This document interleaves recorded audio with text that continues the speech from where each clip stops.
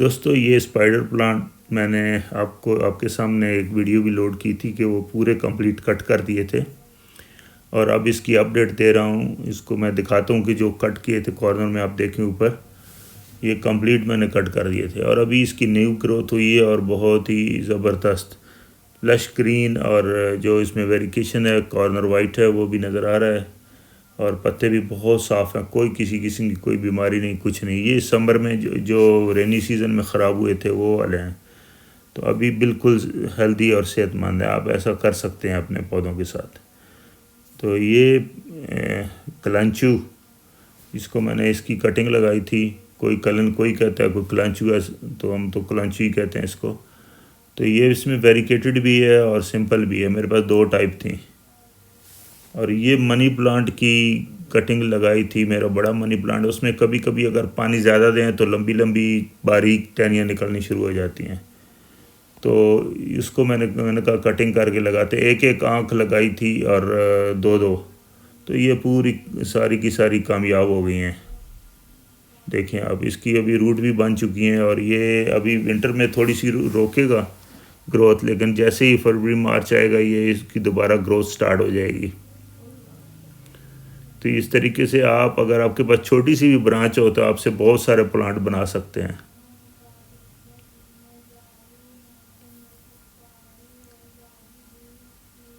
ये एक ब्रांच टूटी हुई पड़ी हुई थी और एक मुझे और भी मिली, दूसरी भी, वो भी दिखाता हूँ कटिंग।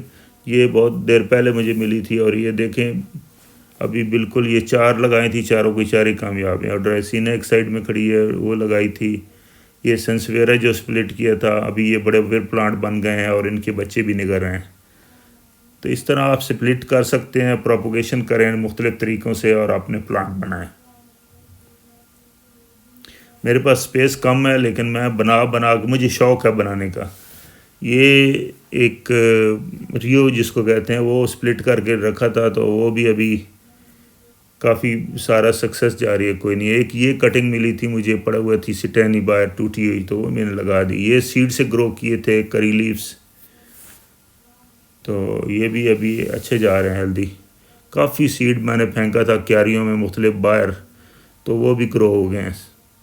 ये पैडी लैंथस, या जिसको डबल बैकबोन भी कहते हैं, ये भी कटिंग से ग्रो किया है। ये गुले दोपहरी जो है पुडला का, ये अभी नेक्स्ट ईयर के लिए सेव करके रखा है।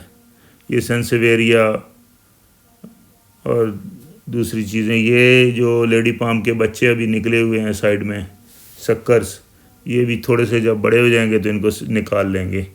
मैरीगोल्ड की कटिंग चार लगाई थी, वो बिल्ली ने दो तो तोड़ दी और एक वैसे फंगस लग गई और एक सक्सेस हो गई।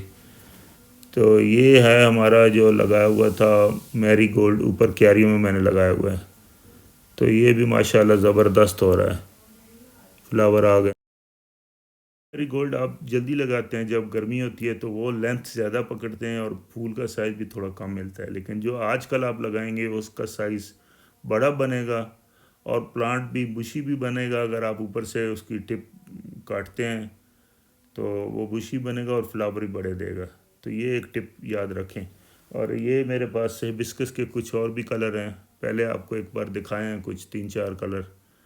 और एक मेरे पास ये भी है, पहले थोड़ा पिंकिश होता है, बाद में ब्लू हो जाता है। Thank you very much for watching.